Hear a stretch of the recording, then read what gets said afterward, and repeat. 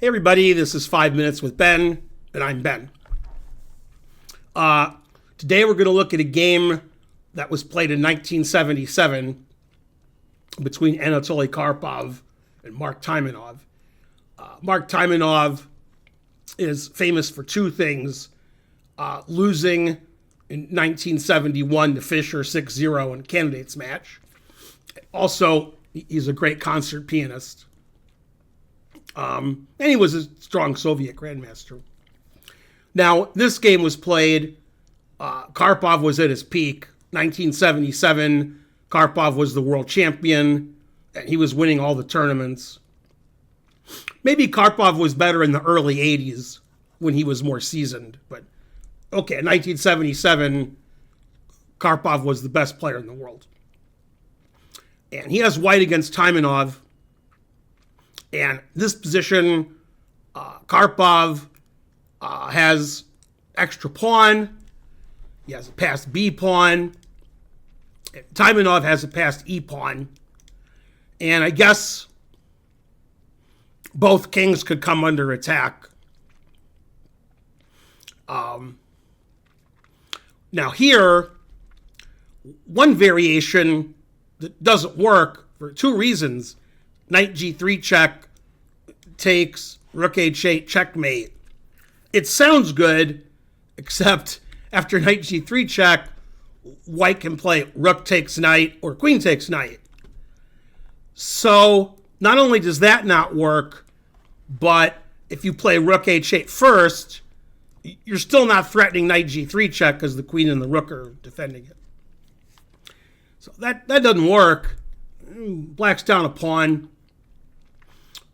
Turned on the engine before I made this video. Engine, as per usual, says equal. All zeros. Every position in chess is all zeros. Okay. And Taimanov played engine move. And since it was move 36, I'm guessing they were in time trouble and they would make the time control at move 40. I can't prove it, but that seems pretty likely. Okay, so Taimanov played Queen D4. And seems like the pawn on D5 is attacked. And possibly Black wants to play Rook A1. Seems like an aggressive move. And so forth. Engine says Karpov can play Rook B1 or Rook C3, and it's all zeros. And Karpov made the losing move here because, passed pawns must be pushed. We knew this in 1977. Unfortunately, when you're right 52% of the time, you're wrong 48% of the time. That's a Simpsons reference, pretty old Simpsons reference. That might be before this game. That's how old the Simpsons reference is. Okay, so Karpov decided making a queen was a good idea, and he played B6. And, Karpov's going to play B7, etc. And he probably expected that Taimanov would take the pawn on D5. However, again, the engine says Queen takes D5 is equal. And Black is actually winning now with a scintillating attack based on the overworked theme. Black played the move that I suggested earlier that was not Queen takes D5, Rook A1.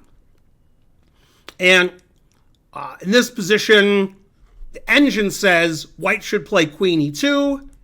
Black plays Queen takes D5, attacking the Rook.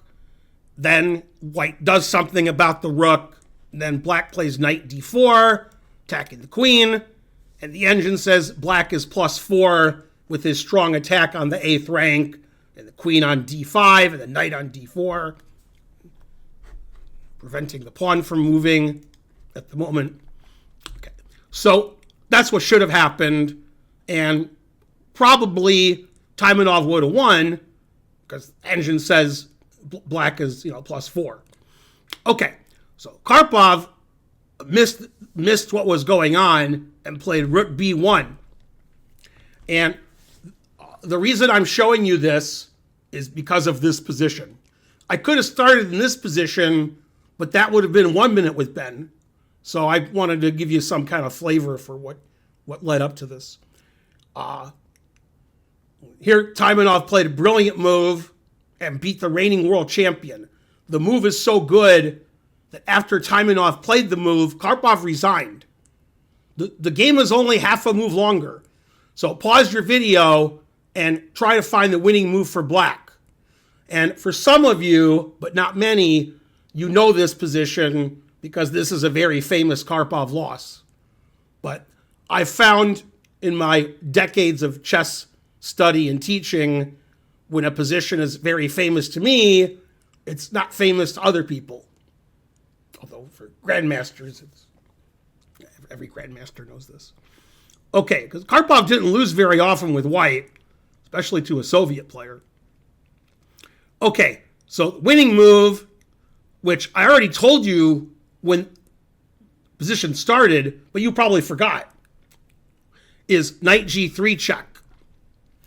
And earlier, I was denouncing knight g3 check because of queen takes and rook takes. Well, rook takes is impossible. And queen takes hangs the rook, then the b pawn's hanging, and we're threatening mate, black's up material. And the engine, for reasons I don't understand, I never understand the engine, says h4 is the best move, giving away the bishop with check. And if I was white, I would play queen f3. But somehow queen f3 is worse than h4. And that's something I'll never understand unless I analyze with the engine for a minute, which I'm not going to do. Okay, so we've gotten to the crux of the matter. What happens if Karpov takes with a pawn? In the previous position that I showed you when we started this 5 minutes with Ben, black played rook h8 mate, and black can't play rook h8 mate now. So what's the point of knight g3 check? Well, if you can't play rook h8 mate, at least you can threaten it. And Karpov realized if he took the knight, Taimanov would always retreat, rook a8, threatening rook h8 checkmate. And even though Karpov was the world champion, he couldn't find a way to stop rook h8 mate. The truth hurts. So instead of allowing rook a8, rook h8 mate, Karpov resigned. And so this was the final position. A scintillating attack, seemingly out of nowhere from Taimanov. And it's too bad he's known for losing to Fischer 6-0, because he was a pretty strong Soviet grandmaster. He was a candidate, beat Karpov with black, and he's known for losing 6-0. And truth hurts. I'm Grandmaster Ben Feingold. That was 5 minutes with Ben. Please like and subscribe and leave a comment, and I'll see you guys next time. Bye, everybody.